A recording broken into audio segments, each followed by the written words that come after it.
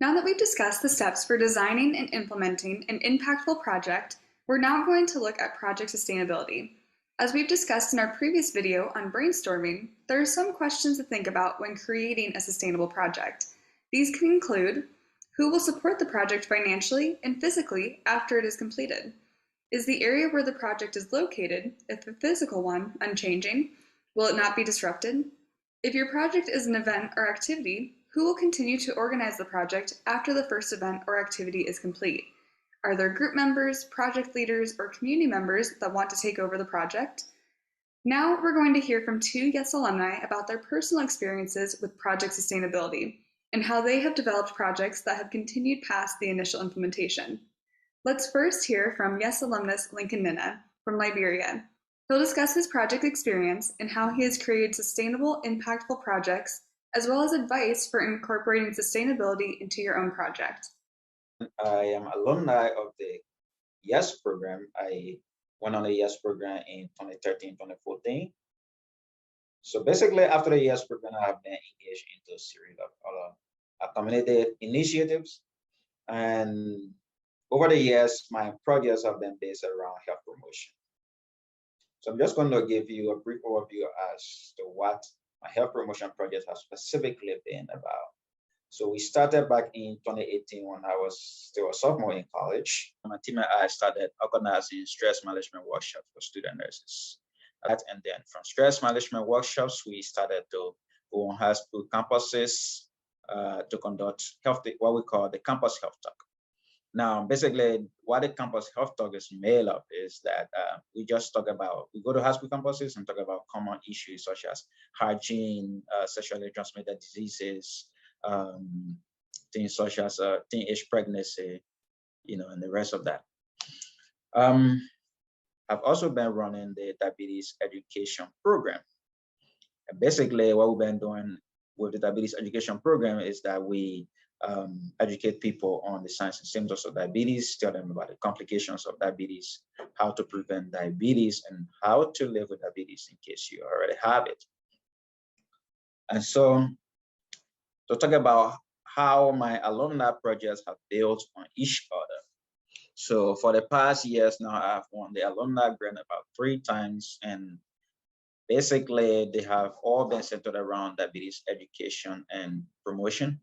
While it's true that they have all been centered around diabetes education, they have all been different in their own ways, So the first project we conducted a diabetes education awareness program. It was more like a public campaign, but then we started by organizing a workshop with youth leaders. And so we conducted the workshop with them, and at the end of that, we did a house-to-house community diabetes testing campaign. And so after that, the second project we did, it was with young nurses, new graduate nurses and nursing students. And what we did is that we trained those young professionals on how to be community diabetes health promoters.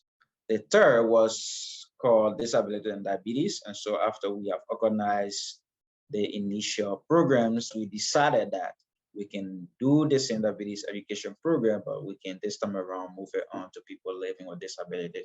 And what we taught them basically is, of course, we teach them the general information about diabetes.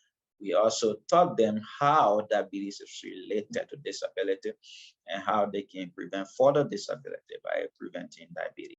So when it comes to projects being sustainable and long-lasting, there are a couple of strategies that I have been able to use over the years. And first thing I would say, your project should be centered around a goal. It should be goal-oriented, because once you have a purpose, you will have a reason to keep going. The next thing is that you have to build a team, because you alone cannot do it all, right? So you need a team, somebody people who see the same vision that you see, or people that you can communicate to and they understand you, and they are able to see the same vision that you see in a particular initiative. The next thing you need to do is to be able to put some form of creativity into your projects, because you don't want to keep doing one thing over and over. So while it's true that your project might be centered around a central team, but what other different activities can I include in my projects to support the same team, but at least to do it differently. So you need to put some creativity in there. And the last but not the least that I will mention to you is that you need to have the passion, because passion is the fuel that keeps you going. It's that self-motivator. If you do not have the passion for anything, it's just really difficult to move ahead with it. So you need to have the passion. Now let's hear from YES alumnus Mapali Sako from Mali.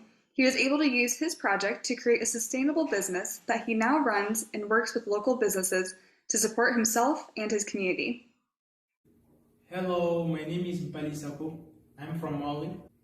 I have benefited from the project management training workshop, during which I have learned many skills such as how to find ideas for impactful project, how to implement a project, how to work in a team, and many more. So after the training with the YES alumni, with the Mali YES Alumni Association, we implemented a soap-making activity in Nyafala, during which we have trained women on how to make liquid soap and hard soap, like hygiene products, you know. So after the Nyafala activity, I was filled up with energy. I wanted to go out and do something to my community. So that's when I came out with my idea to make my own business, in which I make bleach, vinegar, and hard soap. I also make liquid soap, but for now, I'm out of liquid soap. So I'm really thankful for the project management training, because it helped me to implement my own business, and I'm making an impact in my community. I'm helping people by doing my business. I give my product at lower price at different shops. I feel like I'm doing something great. I'm making an impact in the community. To my fellow alumni, I would like to tell you that you are the hero of your country. Yes, you are the hero of your country. So if you have an idea, have the courage, have the discipline to take the actions and do it, because it's your responsibility to make an impact in your community. The future of your country depends on you.